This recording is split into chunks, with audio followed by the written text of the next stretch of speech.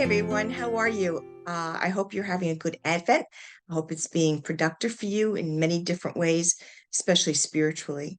For me, it's been good. I'm in a small group of a community in my parish, and we've been doing some Lenten series, some not Lenten, Advent series, which has really been interesting and opening me up to other ways of prayer and other ways of recognizing um, Jesus and all different things. So it's and the waiting. So it's been a good thing to share that with other folks who are going through similar things. So that's so far from my Advent, that's been good. And of course, lighting the candles and everything else you do.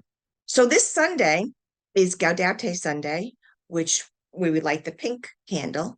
And Gaudete means joy. So we know that this is the third week in Advent and coming this Sunday. So there's going to be a light at the end of the tunnel. Been waiting all this time uh, for the birth of Jesus. Try to translate that to children, and they're so itchy, itchy, antsy. They can't wait. And I know those children of mine who happen to be teachers. They're like, "Ma, these kids are like, well, that's because they're all excited, and and of course they're not overstimulated to begin with everything else. But this is the time for waiting. And especially when you're waiting for the younger children, adults sometimes, you're in the car, especially with the kids, if you remember, or you still might do this, you're going somewhere and they're like, are we there yet? Are we there yet? And, it could be really grating on your nerves, but that's what we're doing. That's what Advent is about, waiting and waiting. And anyone who's ever had a child, given birth to a child, understands that those 9 months of waiting can really be it's a lesson, patience and waiting. And that's what Advent is about, to try to teach that to younger children. First, we have to teach it to ourselves. So, again, for the younger kids, it's the time of waiting, teaching them how to do that, what you would be centered on so that the waiting isn't so difficult. And the excitement, certainly, of Christmas, the secular Christmas, really parallels with the spiritual, the church Christmas as we know it. And, it should be exciting as well, waiting for Jesus. So trying to translate that over sometimes for us who are teaching them or their catechists uh, can be a little challenging to keep them centered on what this is all about. So I find that the materials here for Flum help us do that, and at least gets them away from Elf on the Shelf and my Christmas list and all those kinds of things. So going back to my experience with my own grandchildren yesterday, teaching them was the first time we've been together physically since COVID broke out in the household, but everybody's fine. And it was good to be with them again. And I had to leave early because I had a meeting from there. So they were like, they got it and they knew it. And but we didn't hurry it up. What we decided to do after each lesson during Advent, they were going to pick out a different rendition of O Come Emmanuel. So we did one that was more, the first week in Advent, it was a little more classical. Uh, Yesterday's was a little more contemporary. So we're doing this. And I also showed them, because we're still talking about John the Baptist in this gospel, and what his role is and what he's doing. And if you remember, if you're old as I am, you remember Godspell and their first song, Prepare. And I showed them uh, the video of the beginnings of that. And I said, one day we're going to sit down and watch that whole movie. I think that would be fun to do. So again, John the Baptist puts us in a position of waiting. And we talked about that. And then, just seeing what he was doing and how humble he was, and explaining to them again, because you repeat this, and that's the beauty of having a liturgical kind of lectionary based catechesis, because you are in line with the church calendar. So things that were coming up last year, they're coming back to them this year, which is great. They're retaining it. In this gospel, you will notice that John is doing his baptizing in the River Jordan in Bethany. And I said to them, take out your maps. So let's look at your map. Where is Bethany? There it is. Who else do you remember who came from Bethany? There were other people. And they're saying, oh, we know this, we know this. Wait, wait, wait. I said, you want a hint? And I said, it was two sisters and a, oh, wait, wait, wait, let me think.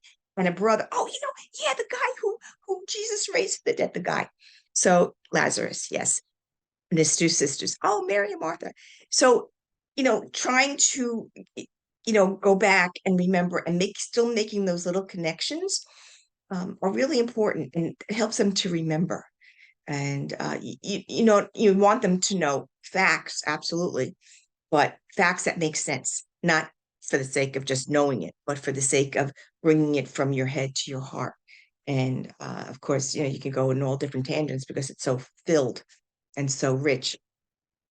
So we talked about, he was John the Baptist again. We're still preparing, we're still getting ready, and who's going to come to baptize, and who is this Messiah, and talking about Isaiah, the prophet Isaiah. They're very taken with him this year for some reason, maybe because they're older, and listening to what Isaiah has to say to give us foretaste of what will happen within the New Testament. Part of their lesson yesterday, that this is now we're talking venture, was to read the Magnificat, the prayer that Mary says after she goes to visit her cousin Elizabeth. She finds out she's going to have Christ child, and one of them read it from the material, and then I took out the Bible. I had them take out the Bible to 1 Samuel chapter 2, and I had one of them read it. And this is Hannah, who gives birth to Samuel. This is her prayer because she's dedicating her firstborn child to Israel, to the people, as king. And she actually leaves him there. But this is her prayer. And it sounds exactly almost verbatim, the Magnificat. And their eyes were like, oh, wow. And I said, well, see, sometimes, either Mary really knew her Hebrew or her Hebrew scriptures, or maybe the gospel writer put that in there to make that connection between the Old and the New Testaments.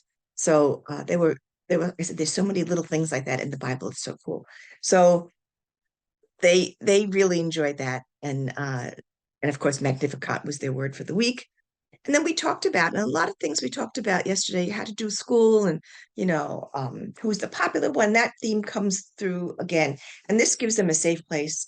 Not that they don't talk to their parents about it, they certainly do, but tying it in, we tie it in with what Scripture has to say about it, or what is the right thing to do, what is the moral thing to do. So, and then of course they should correlate with what their parents are teaching them as well. So that was yesterday, and I walked away again, feeling pretty good about it. Getting ready for Christmas, and we talked about, of course, I can't get Christmas off their mind, so we did talk a little bit, the secular Christmas, talked a little bit about that, but trying to rein them back in. And my grandson said something very interesting. He said, after preparing, because I have them prepare for the lesson, he said, Grandma, after preparing, I'm kind of looking forward to going to church on Christmas Eve. I said, oh, what? Why? He says, because I'm reading this, I'm getting just excited for Santa Claus, but Christmas Eve should be nice. So we do. We all go to Mass together, which is lovely, and come back to the house to open gifts and eat. So they're getting it. And I think I've mentioned this before, but I'm liking the way they're thinking. I like the way they're processing. And again, they're feeling very self-assured and very comfortable with learning and learning about Jesus and learning about the Scripture. And so they're pretty confident. So I'm glad. What more can I ask for, right, for today? And looking forward to next week, and the real after the fourth Sunday. And then here we go, right? So have a good week. Again, if you have any questions, you want to make a comment, please feel free to do that by emailing me at Marilyn, Marylin, @flom.com. And we can see you there. Take care. Blessed Advent.